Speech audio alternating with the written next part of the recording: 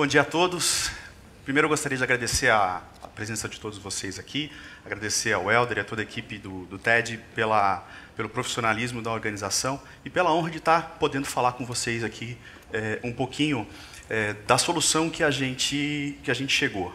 Pegando o gancho do que o Denis falou, do que os meus colegas anteriores falaram, dos problemas que o Brasil tem, a gente acha que não só o Brasil, mas o mundo inteiro tem muitos problemas. E o que a gente tem para oferecer?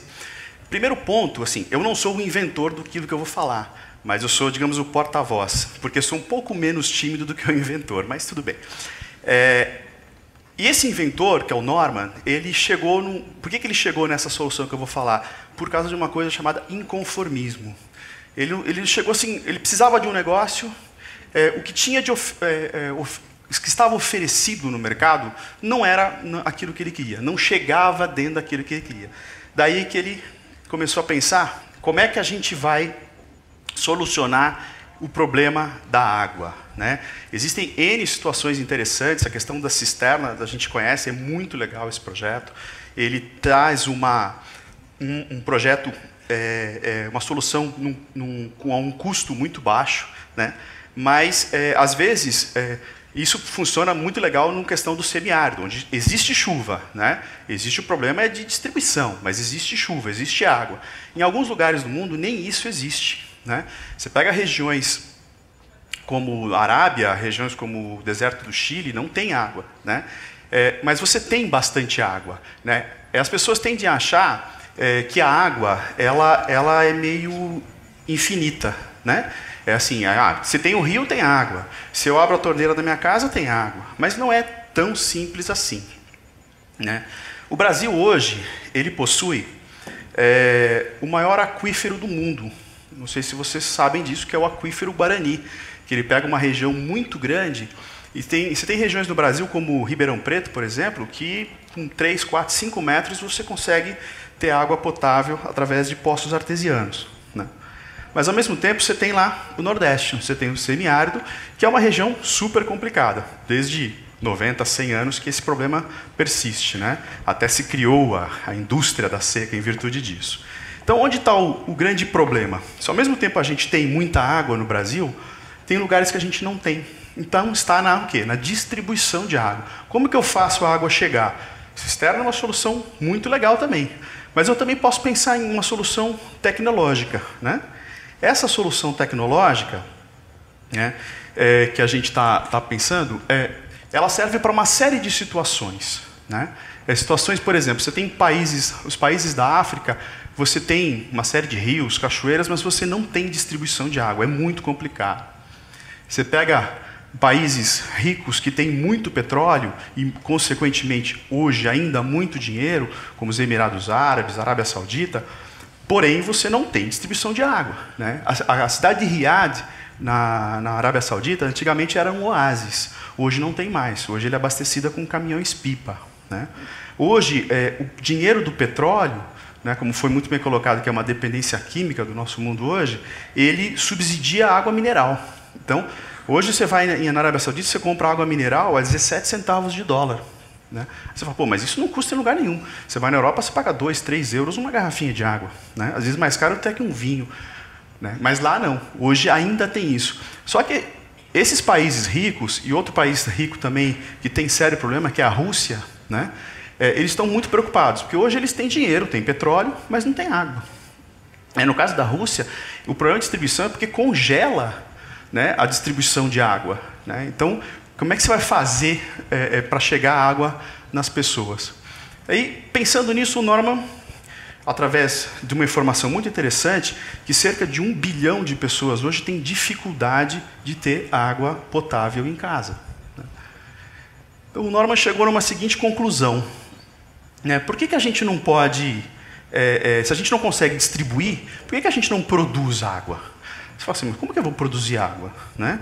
Eu vou fazer dança da chuva, né? Você vai falar assim, puta, como é que eu vou produzir água? Não tem muita coisa, né? Eu vou produzir através de tecnologia. E que tecnologia que a gente pode usar para isso? A gente vai usar uma tecnologia interessante, porque Aonde tem mais água no mundo? No ar. Uma coisa tão simples, né?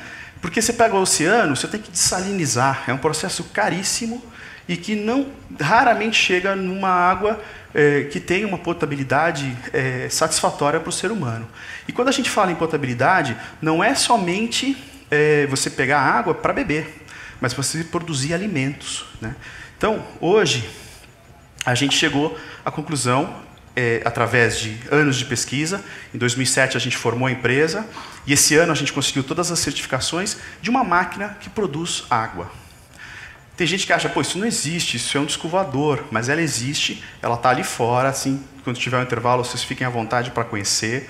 Ela produz água através do ar. Ela pega a umidade do ar e transforma essa umidade em água. Água 100% pura.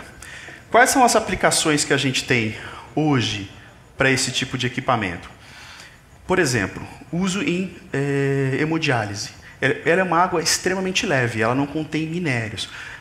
A máquina, vocês vão ver, ela filtra o ar e depois filtra a própria água.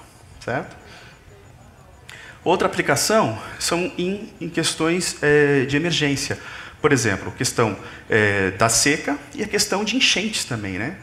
É um paradoxo você ter uma enchente e faltar água potável. Até porque você contamina todo o sistema de distribuição de água pública através dessas enchentes. E o caso foi do Katrina, onde muita gente morreu de sede. Não foi divulgado, mas muita gente morreu de sede. E as questões de secas fortes, né? Outra aplicação, alimentação, como eu havia falado. Nós estamos desenvolvendo, junto com o governo da Arábia Saudita, grandes estufas para a produção de alimentos, produção de legumes, frutas, né? Porque eles importam tudo hoje. Então, eles estão buscando alternativas, porque hoje ainda tem muito dinheiro, para poder alimentar o povo sem ter que buscar alimentos de fora, né? Outra aplicação final que a gente está pensando já para o ano que vem é o consumo doméstico. Você desenvolver uma máquina pequena, no qual você tem na sua casa, assim como você tem hoje um filtro, um purificador, né? Aí sempre gera dúvida, né? Pô, mas isso não dá um impacto ambiental? Não. A grande pergunta do governo da Arábia foi, pô, se eu colocar 30, 40, 50 mil máquinas hoje dentro de Riad, vai secar mais o ar? Não, não vai. O ar, a máquina ela trabalha, ela tem um software que ela equaliza o ar que ela pega para poder produzir a água. E, naturalmente, existe um balanço através da movimentação de massas de ar para que esse ar essa umidade seja reposta. Tá? E a gente tende a achar que no deserto é só seco. Não é. O deserto tem uma variação muito grande. À noite, a umidade passa de 60%. E de dia ela chega em 15%, 20%. Números muito parecidos com o nosso inverno aqui de São Paulo, em virtude de toda essa questão de poluição, né? Outro ponto, a água pura, sem minerais, ela faz mal? Não, ela não faz mal. Porque o mineral, você tem em todas as suas formas de alimentação, na carne, nas verduras, no peixe, no leite, você tem minério, né? Então a água não necessariamente ela precisa conter minérios, né? Mais uma vez eu relembro o caso da hemodiálise, que ela é uma água mais leve e ajuda o processo de filtragem e não prejudica quem tem uma deficiência nessa filtragem. Outro ponto, consumo de energia.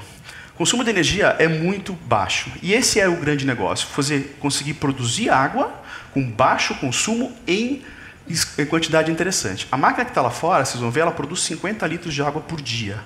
Né? A máquina que a gente tem, que estamos fechando o desenvolvimento dela para a agricultura e para a construção civil, ela produz até 10 mil litros por dia. E hoje, o custo da produção de cada litro gira em torno de 7 centavos para a máquina grande e 15 centavos para a pequena. É um custo muito baixo. Tá? Basicamente é isso. A gente convida vocês no intervalo para vocês degustarem a água, sentirem que é uma água leve. E é uma solução que a gente tenta trazer aí, respondendo a pergunta do TED aqui. Tá ok? Muito obrigado.